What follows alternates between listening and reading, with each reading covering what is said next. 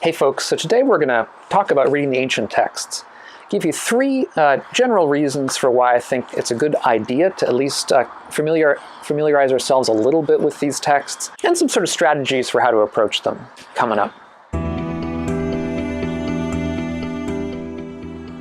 Hey folks, so I'm Doug Smith. I'm study director at the Secular Buddhist Association. That's secularbuddhism.org. And if you're interested in helping to promote a wiser and a kinder and a less stress-filled place, both for yourself and for everyone else, consider subscribing to the channel. It won't cost you anything, and we'll have talks like these out every Monday and most Thursdays. So if you're interested, sign up. So the early texts, composed during the, at least in part, as so far as we know, during the Buddha's lifetime, 5th, 6th century BCE, roughly 45-year teaching career, so a lot of teachings given during that time. And I would say the first reason to interest ourselves in these teachings is that they are, as far as we know, the earliest, and in that sense, most fundamental teachings in Buddhism, the ones that are agreed about by all of the schools. And they explain many of the concepts and practices that we find within Buddhism in general. And many of the explanations are very down-to-earth and easily understandable and comprehensible. So for example, within Zen, if we go to a Zendo, we'll be told to sit and to follow the breath, to follow our breathing.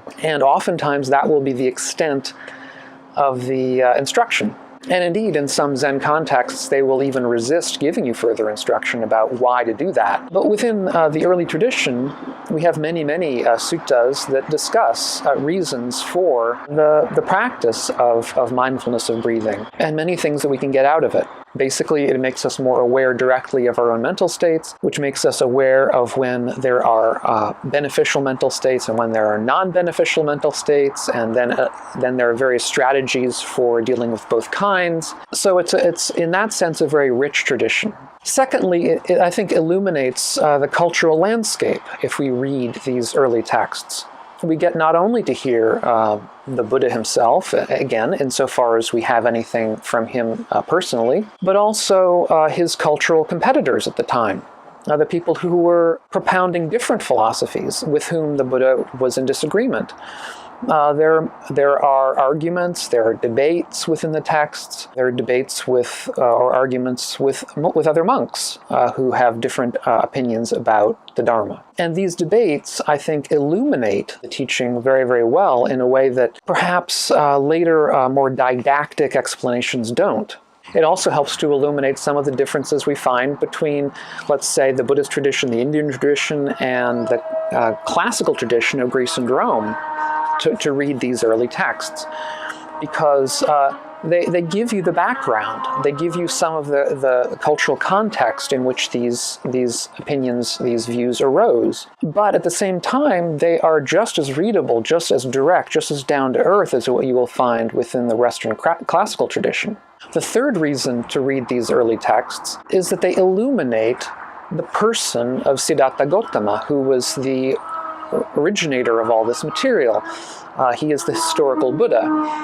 Again, insofar as we know about these things, because the texts are obviously involve later material at times and so on, but I think many of them give a picture of a real person in a way that later texts tend not to, tend to give much more of a picture of a sort of an idealized, almost godlike figure who is propounding from a sort of a throne of authority. In the early texts, you often see a person who's a real person, who has real concerns, who has real pain, who actually gets angry from time to time, at least it appears so, from the way he, let's say, berates monks who don't understand his teaching properly. And this is to say that the early texts illuminate the person of Gautama both for good and bad, I think. For good, by revealing him as a person, as a real person, with real opinions, with a real humanity that brings him closer to us and makes us more aware of the way that we can be like him. Because insofar as we're trying to make ourselves like some kind of an idealized, deified figure, that just, I think, becomes an impossibility. But it also, as I say, for ill and for bad in certain ways, it illuminates him as somebody who is opinionated, who it seems at times to have been somewhat, let's say, arrogant, for want of a better term. And of course, all of these can be interpreted in various ways, and what may seem arrogance to one person may seem to another as a simple statement of facts. So now that I've given 3 reasons to read them, I'll give a few strategies we can use to read them. I think the first strategy would be to be aware that there are lots of repetitions within the texts.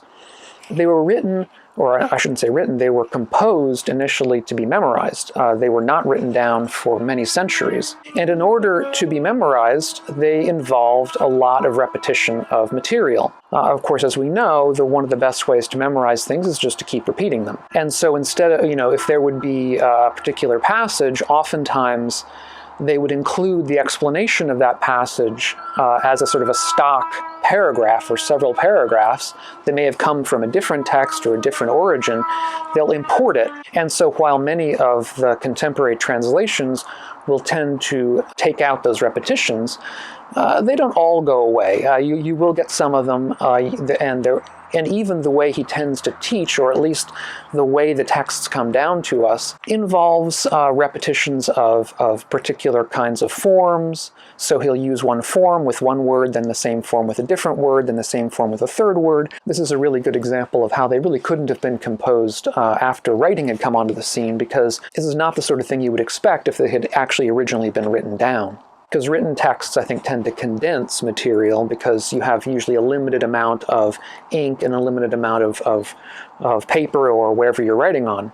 Whereas the oral tradition tends to be a little bit more, again, repetitive. The second important thing to keep in mind with these texts is that they are more or less randomly ordered. If you're going to pick up a book of the Majjhima Nikaya or Digha Nikaya or whatever, these early texts, you're not going to see them ordered in a way that would seem to us particularly reasonable. And so it can be helpful, I think, if you're going to read these texts, to read them through someone who has come and ordered them for you, at least for the first time, so that you can go through them in a way that makes sense rather than in a sort of a haphazard order that's going to probably end up frustrating you. Because while there are, of course, many, many, many gems within the Buddhist canon, there's a lot of stuff that may seem kind of filler or repetitive. The third point here, I think, that I would make about reading the texts is that each of the suttas, each of the texts, is one window on the Buddha Dharma and one window on the Buddha's teaching. And I think we do the Dharma something of a disservice if we take any one particular text out of context and try to use that as the basis of everything. That general strategy is one that we should push back on a little bit. Instead, looking at each of the texts, each of the suttas, each of the paragraphs within the suttas, within a larger context. Now, having said that, I will say that there is something of a scholarly disagreement about how unified the Buddhist canon is. Certain scholars of Buddhist studies who believe that there are, in fact, various different strands within the early texts, various different approaches, let's say, to awakening, and that these approaches are either, perhaps from the Buddha's early career and some from the Buddha's later career, or perhaps some are from the Buddha himself and others from other people, and that they don't really fit well together. And so from their point of view, the advice I've just given about reading the canon as a whole would not be correct. That would get you the wrong answer. And for them, from their point of view, each text has to be read separately, and we have to decide, to what extent perhaps there are divisions within the text. Other scholars, however, disagree and say that the Buddha Dharma in general is an integrated whole, a consistent whole, and has to be read as such, and that while there are apparent contradictions here and there are contradictions that largely can be dealt with. Now, this is not, of course, to say that every last sutta is authentic or anything like that. Of course, there is material that's later that post-dates the early stuff. It's simply to say that in a broad brush sense, the material coheres. So suggestions on where to start with this material, and I'll try to put this stuff down below in the description section of this video so that you can look at it. I would recommend to start with the Buddha's supposed first sermon, the Dhammacakkappavattana Sutta, widely available, quite readable, where he discusses the Four Noble Truths, and I think that's a good place as any to start. I would also recommend the Buddha's Kalama Sutta to start with. That is the Buddha's discussion of the Dharma with a group of people called the Kalamas who were unfamiliar with the Dhamma, and in fact were very confused because they had so many different teachers coming through their town all the time, disagreeing with each other. And so they were in a position of confusion. And the Buddha's teaching to them is a very down-to-earth, I think, very reasoned teaching, and one that I think any of us would find very congenial. The third text I would recommend starting with is the Alagaddupama Sutta, which is the Water Snake Sutta. And this is a fantastic early sutta, which includes many of the Buddha's most famous sayings, parables. The parable of the raft is in there, where he talks about taking the Dhamma as a raft to cross the river to get to the other side, but once we're on the other side, leave the raft and don't carry it around with you. That is, it's a teaching about not clinging to Dharma and doctrine. And the fourth is a general recommendation to read the Dhammapada, which is where a lot of people start when they come to Buddhism. It's very readable, little short paragraphs in verse form. A lot of people find it somewhat difficult, however, because I think it does illuminate some of the Buddha's very strong ethical teachings. And as well, he does go into some of the more speculative issues of rebirth and so on that many of us are not particularly interested in. But in general, the Dhammapada is a very, very readable way to introduce yourself to early Buddhism.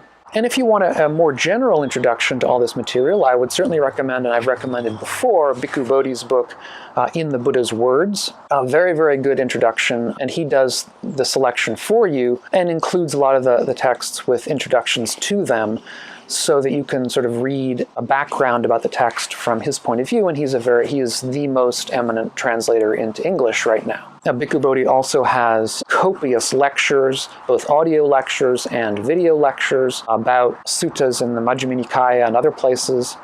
And those are also very highly recommended from a traditional perspective, because he is a traditional monk, but also one that is very learned and by somebody who knows the texts very, very well. Also, a couple of websites, Sutta Central and Access to Insight, are both websites that have plenty of translations of these texts as well, so you don't have to buy a book. They don't translate all of them, as far as I know. There are some that are left out, but most of the famous ones, all the famous ones really, are translated. So that's 3 reasons why you should read these early texts, and several strategies you should use when you're reading them. So I hope that's been useful. If you're new to the channel, welcome. Thanks so much for all of your questions, your comments. Thanks for all of your support over these weeks and months. It's been really interesting to do this and to read what you guys have to say, and I'm very thankful to have such a great audience out there. So stick around and we'll catch you on the next one. Thanks a lot.